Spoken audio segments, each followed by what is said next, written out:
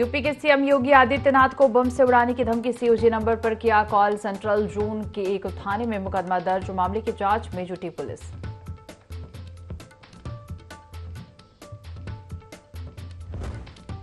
हमीरपुर में food poisoning के शिकार हुए एक परिवार के 7 लोग। रात में खाना खाने के बाद बिगड़ी तबीयत, सभी जिला अस्पताल में भर्ती। लालपुरा थाने के करौली जार गांव का मामला।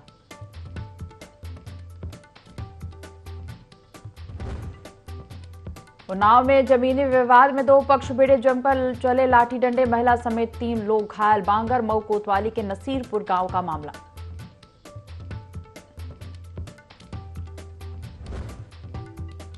बहराइच में मासूम के साथ दुष्कर्म। सड़क किनारे खड़ी थी बच्ची, पुलिस गिरफ्त में। आरोपी दरगाह थाना क्षेत्र का मामला।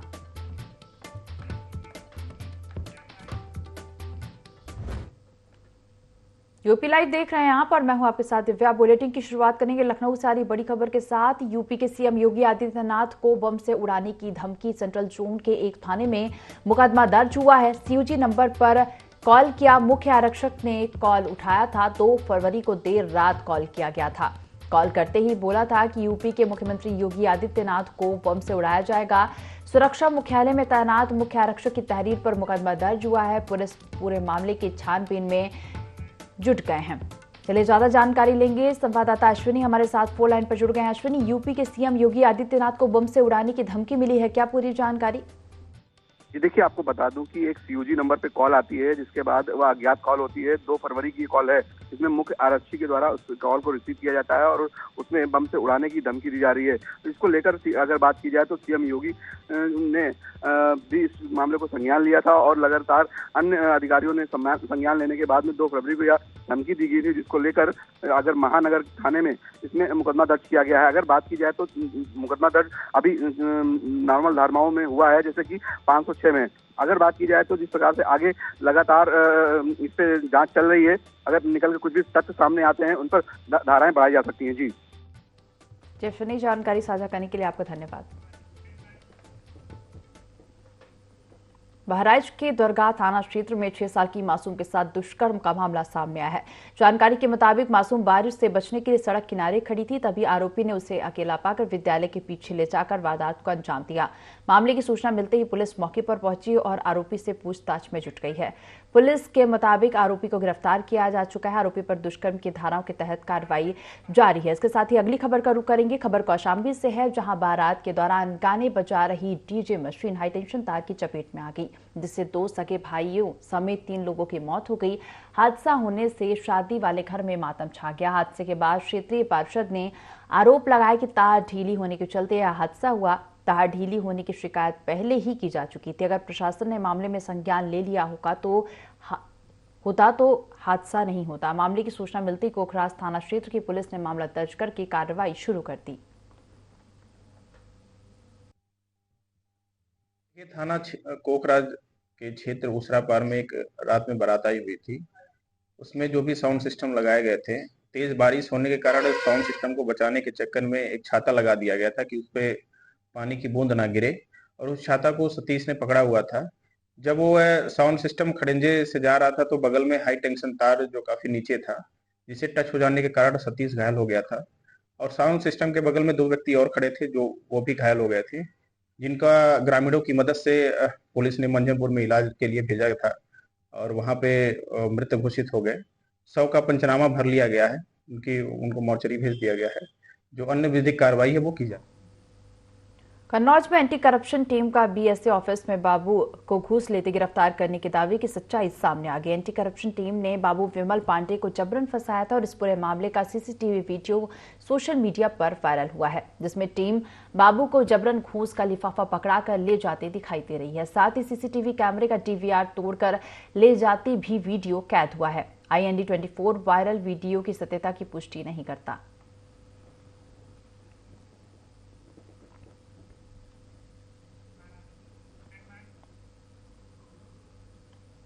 अगली खबर उन्नाव से। 5 मार्च को सांसद साक्षी महाराज उन्नाव पहुंचेंगे। टिकट फाइनल होने के बाद पहली बार उन्नाव पहुंचेंगे। उन्नाव में प्रवेश करते ही भव्य स्वागत होगा।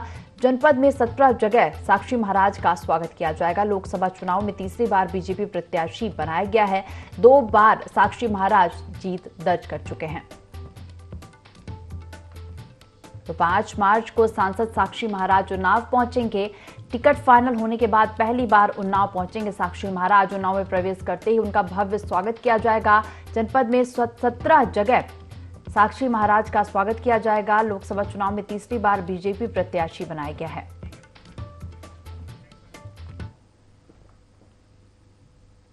अगली खबर हमीरपुर से, जहां फूड पॉइजनिंग के शिकार हुए 7 लोग रात में खाना खाने के बाद तबीयत बिगड़ी। एक ही परिवार के 7 सदस्य फूड पॉइजनिंग के शिकार हुए हैं।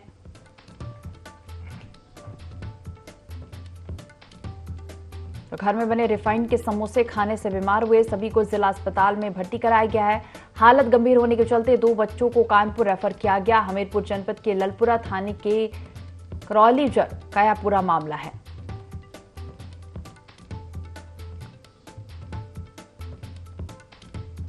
खबर हमीरपुर से, जहां फूड पॉइजनिंग के शिकार हुए हैं 7 लोग। रात में खाना खाने के बाद तबीयत बिगड़ी है कि परिवार के 7 सदस्य फूड पॉइजनिंग के शिकार हुए।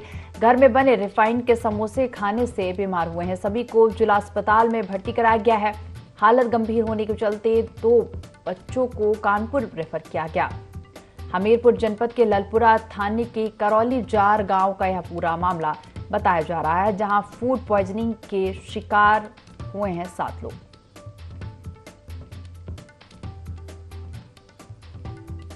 खबर हमीरपुर से, जहां 7 लोग फूड पॉइजनिंग के शिकार हुए हैं। रात में खाना खाने के बाद सभी की तबीयत बिगड़ी। आपको बता दें, एक ही परिवार के 7 सदस्य हैं। खबर पर ज्यादा जानकारी लेंगे, संवाददाता सत्यम हमारे साथ फोन लाइन पर जुड़ गए हैं। सत्यम, फूड पॉइजनिंग के शिकार हुए हैं 7 लोग, अचानक खाना खाने के बाद सभी की तबीयत बिगड़ी, क्या पूरी जानकारी? बिल्कुल बता दूं, ये जो पूरा मामला है हमीरपुर जनपद के ललपुरा थाने क्षेत्र के करौली जार का है, जहां पर फूड पॉइजनिंग का शिकार एक ही परिवार के 7 लोग हो गए हैं। आपको बता दूं कि सुबह मॉर्निंग में ही परिजनों के द्वारा समोसा बनाया गया था, जिसमें रिफाइंड का जो यूज किया गया था, उसकी वजह से जो बच्चे हैं और अन्य जो परिजन हैं उनकी हालत जो है गंभीर बनी हुई है फिलहाल, जिसके चलते जो है वहाँ के स्थानीय लोग और परिजनों के द्वारा स्थानीय जो अस्पताल है वहां पे उनको भर्ती कराया गया है, जहां पे 2 बच्चों की ज्यादा तबीयत खराब होने की वजह से 2 डॉक्टरों ने जो है उनको रेफर किया है। जी, जानकारी साझा करने के लिए धन्यवाद।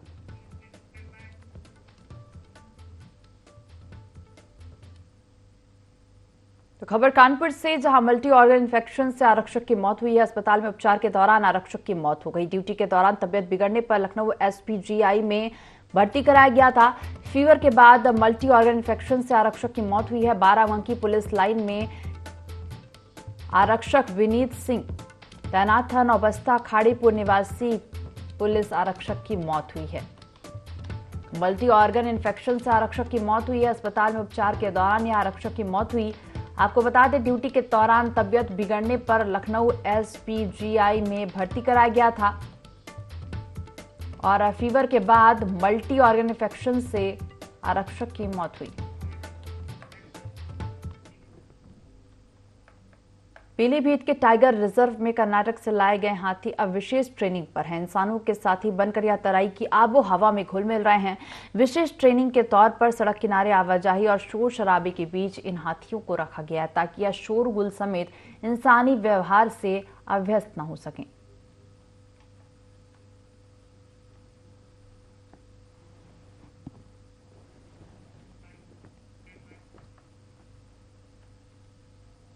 कन्नौज के मेडिकल कॉलेज का नाम बदल दिया गया है और अब medical college doctor Bhimrao Ramji Ambedkar college कहलाएगा। इस मौके पर मंत्री असीम अरुण, सांसद सुब्रत पाठक मौजूद रहे और इस दौरान मंत्री असीम अरुण ने अखिलेश यादव पर निशाना साधते हुए कहा कि 12 साल पहले नाम बदलकर अखिलेश यादव ने बाबा साहब का अपमान किया था और इसके लिए वे माफी मांगे और इस मौके पर कॉलेज की OT का शुभारंभ किया गया।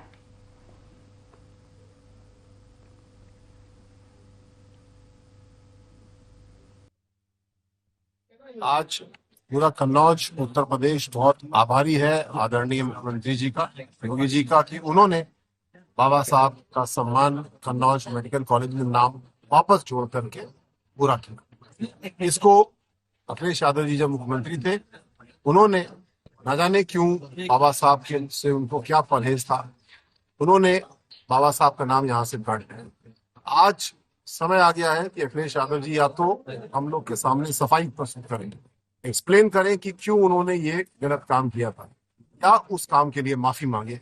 सम्मान तो योगी जी वापस कर चुके हैं, लेकिन हम सब के मन में जिज्ञासा है कि अखिलेश जी आपने आखिर ऐसा किया ही क्यों था, और या तो सफाई दीजिए या उस चीज को बताइए क्यों आपने किया था, और या फिर माफी मांगिए। प्रोजेक्ट अलंकार के तहत 26 राजकीय माध्यमिक स्कूलों में करीब 13 करोड़ के विकास कार्य कराए जाएंगे। पीलीभीत के राजकीय माध्यमिक स्कूल में गन्ना विकास राज्य मंत्री संजय सिंह गंगवार ने योजना के तहत स्वीकृत कार्यों का शुभारंभ शिलान्यास किया और इसके साथ ही राज्य मंत्री ने स्कूलों के शिलापटों का निरीक्षण भी किया।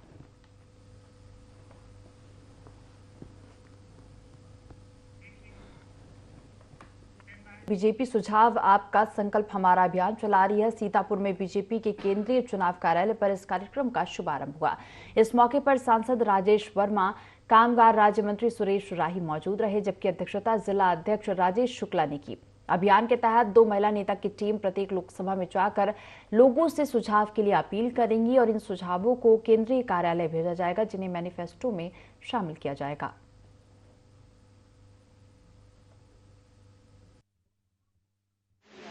निश्चित रूप से हमारे यशस्वी प्रधानमंत्री जी ने विकसित भारत का संकल्प किया है और अभी यशस्वी मुख्यमंत्री जी ने भी जो अभी उत्तर प्रदेश में समिट हुई थी हमारी, उसमें उन्होंने कहा था कि उत्तर प्रदेश विकसित बने। हमारा संकल्प यही होगा कि विकसित सीतापुर बने। राजस्थान के डिप्टी सीएम प्रेमचंद बैरवा सिद्धार्थनगर जिले में लोकसभा बस्ती संत कबीर नगर डुमरियागंज क्लस्टर की प्रबंध समिति बैठक में शामिल हुए, जहां सांसद जगदम्बिका पाल, जिला अध्यक्ष कन्हैया पासवान और पार्टी के कार्यकर्ताओं ने कार्यालय में उनका जोरदार स्वागत किया। पार्टी कार्यालय पर डिप्टी सीएम प्रेमचंद बैरवा ने बस्ती क्लस्टर की चुनाव प्रबंध समिति और लोकसभा चुनाव को लेकर बैठक की। बैठक के बाद मीडिया से बात करते हुए उन्होंने कहा कि आने वाले लोकसभा चुनाव में बीजेपी 400 से ज्यादा सीट जीतेगी। साथ ही उन्होंने राजस्थान के पूर्व मुख्यमंत्री अशोक गहलोत के बयान पर पलटवार करते हुए कहा कि उन्होंने 5 साल में सिर्फ कुर्सी के लिए लड़ाई लड़ी है।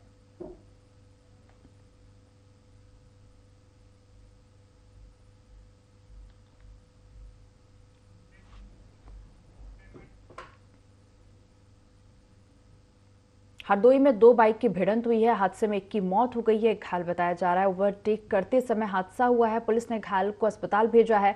पाली थाना क्षेत्र के रूपापुर मार्ग की यह घटना बताई जा रही है, जहां 2 बाइक की भिड़ंत हुई है और इस हादसे में एक की मौत हो गई है, एक घायल बताया जा रहा है। आपको बता दें, यह हादसा ओवरटेक करते समय हुआ है। वहीं पुलिस ने घायल को इलाज के लिए अस्पताल में भर्ती कराया है। पाली थाना क्षेत्र के रूपापुर मार्ग की यह पूरी घटना बताई जा रही है। 2 बाइकों में जोरदार भिड़ंत हुई है और इस हादसे में एक की मौत हो गई, जबकि एक घायल बताया जा रहा है, जिसका इलाज अस्पताल में जारी है। ओवरटेक करते समय हादसा हुआ। पाली थाना क्षेत्र के रूपापुर मार्ग की यह घटना है।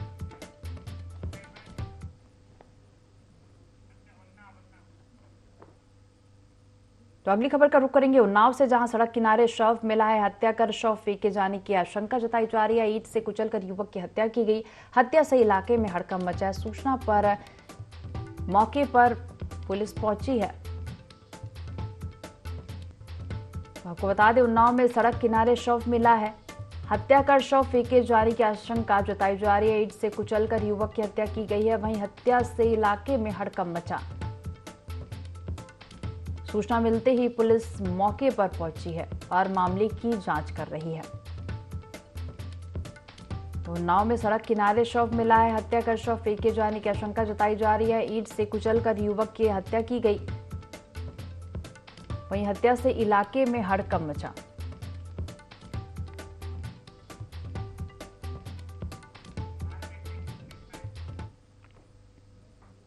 उन्नाव से अगली खबर, जमीनी विवाद में 2 पक्षों में विवाद जमकर लाठी डंडे चले हैं। मारपीट में महिला समेत 3 घायल हुए। मौके पर पुलिस पहुंची, घायलों को अस्पताल भेजा।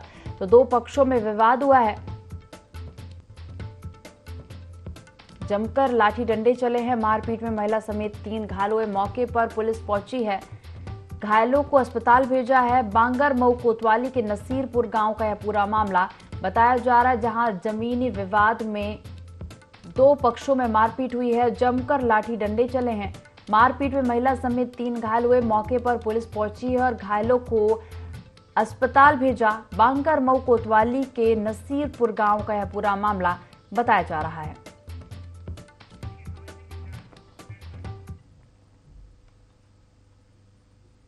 हरदोई में पुलिस आगामी त्योहारों और लोकसभा चुनाव के दौरान कानून व्यवस्था चाक चौबंद बनाए रखने की तैयारियों में जुट गई है और जिसके तहत एसपी केशव चंद्र गोस्वामी ने संवेदनशील जगहों का निरीक्षण किया और इस मौके पर कई पुलिस अधिकारी भी मौजूद रहे।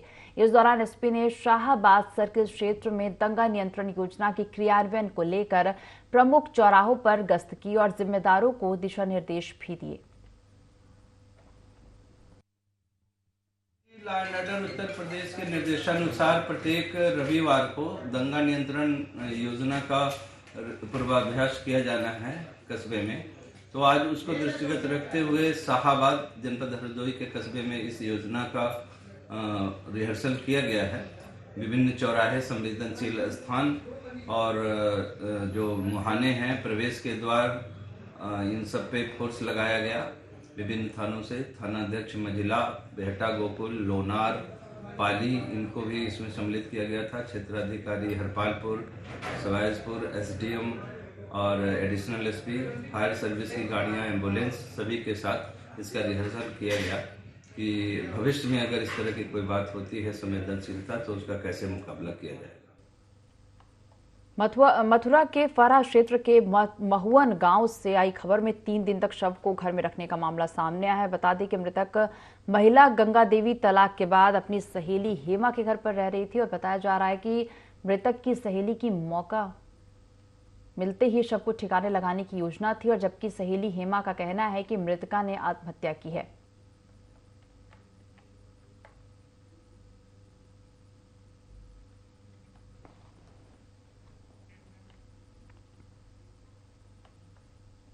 कन्नौज में छात्रा के सुसाइड मामले में पुलिस ने 2 आरोपियों की गिरफ्तारी अभी तक नहीं कर पाई और इसके विरोध में सपा नेता नवाब सिंह यादव ने प्रदर्शन किया और इस दौरान आरोपियों को गिरफ्तार करने की मांग भी की गई। साथ ही मृतका के परिवार को आर्थिक मदद देने की मांग की गई है।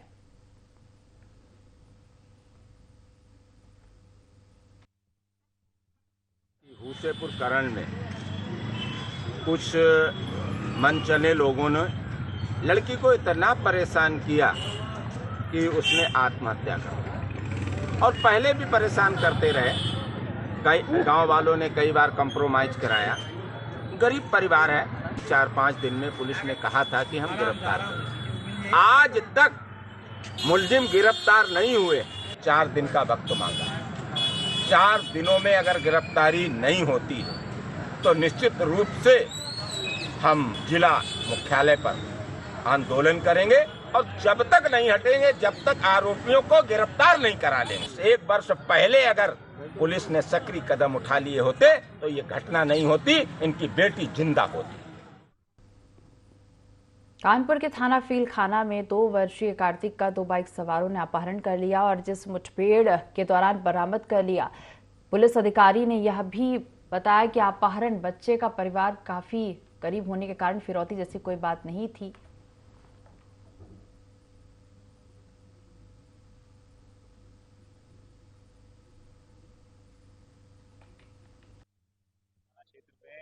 बच्चे का अपहरण हुआ था। 2 मोटरसाइकिल सवार लड़कों ने अपहरण किया था। सूचना प्राप्त होते ही तत्काल थाना फीलखाना पे समुचित धाराओं में अभियोग पंजीकृत किया गया और तत्काल इसमें ईस्ट जोन की क्राइम टीम ने वर्क करना शुरू किया। क्योंकि ये एक बहुत गरीब फैमिली का बच्चा था, तो इसमें रैंसम को फिरौती के लिए अपहरण करने की संभावनाएं कम थी। बीच बीच में लोग ये भी शक कर रहे थे कि क्योंकि गरीब के साथ में घटना हुई है तो शायद ये घटना खुलासा ना हो पाए।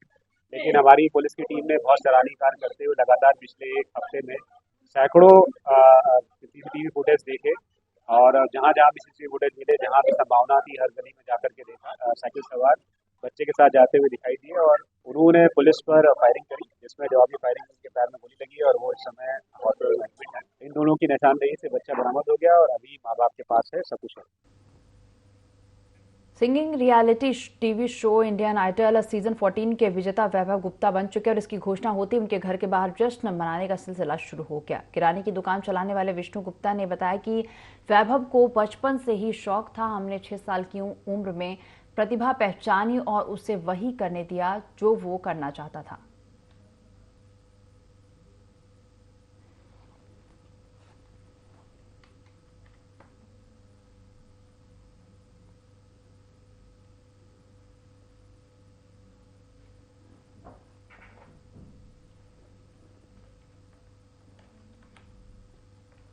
Singing reality TV show Indian Idol season 14 के विजेता वैभव गुप्ता बन चुके हैं और इसकी घोषणा होते ही उनके घर के बाहर जश्न मनाने का सिलसिला भी शुरू हो गया।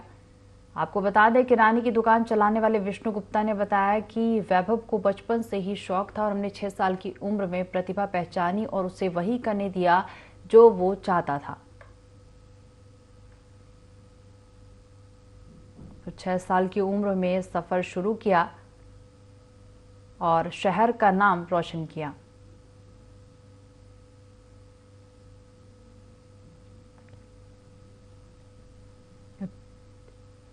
Singing reality TV show Indian Idol season 14 के विजेता वैभव गुप्ता बन चुके हैं और इसकी घोषणा होते ही उनके घर के बाहर जश्न मनाने का सिलसिला भी शुरू हो गया है।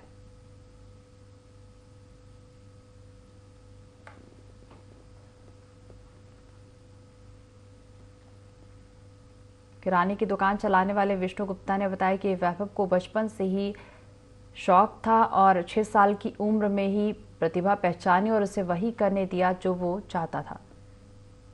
तो आपको बता दें, वैभव गुप्ता ने इंडियन आइडल सीजन 14 जीता है और इससे विजेता के घर में खुशी का माहौल है।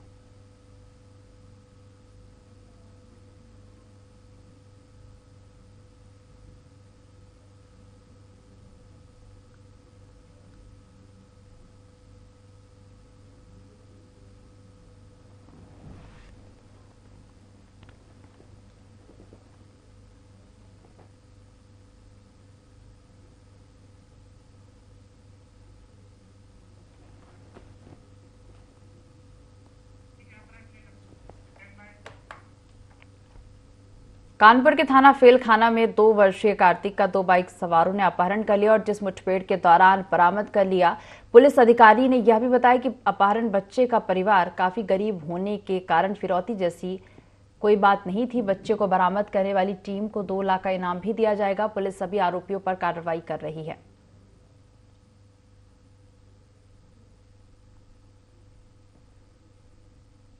खबर कानपुर से, जहां बाइक सवारों ने बच्चे का अपहरण किया, वहीं पुलिस ने बच्चे को बरामद किया है।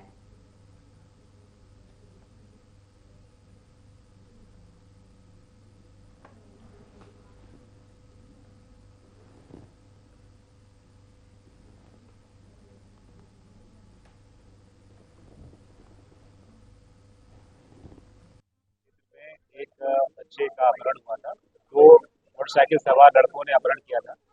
सूचना प्राप्त होते ही तत्काल थाना पिलखाना पे समुचित धाराओं में अभियोग पंजीकृत किया गया और तत्काल इसमें ईस्ट जोन की क्राइम टीम में वर्क करना शुरू किया। क्योंकि ये एक बहुत गरीब फैमिली का बच्चा था, तो इसमें रैंसम को फिरौती के लिए अपहरण करने की संभावनाएं कम थी। बीच बीच में लोग ये भी शक कर रहे थे कि क्योंकि गरीब के साथ में घटना हुई है तो शायद ये घटना खुलासा ना हो पाए। लेकिन हमारी पुलिस की टीम ने बहुत सराहनीय कार्य करते हुए लगातार पिछले 1 हफ्ते में सैकड़ों सीसीटीवी फुटेज देखे और जहाँ जहाँ भी सीसीटीवी फुटेज मिले, जहाँ भी संभावना थी, हर गली में जाकर के देखा। साइकिल सवार बच्चे के साथ जाते हुए दिखाई दिए और उन्होंने पुलिस पर फायरिंग करी, जिसमें जवाबी फायरिंग उनके पैर में गोली लगी और वो इस समय हॉस्पिटल में एडमिट है। इन दोनों की निशानदेही से बच्चा बरामद हो गया और अभी माँ बाप के पास है, सकुशल। इस बुलेटिन में फिलहाल इतना ही। आप बने रहिए IND24 के साथ। नमस्कार।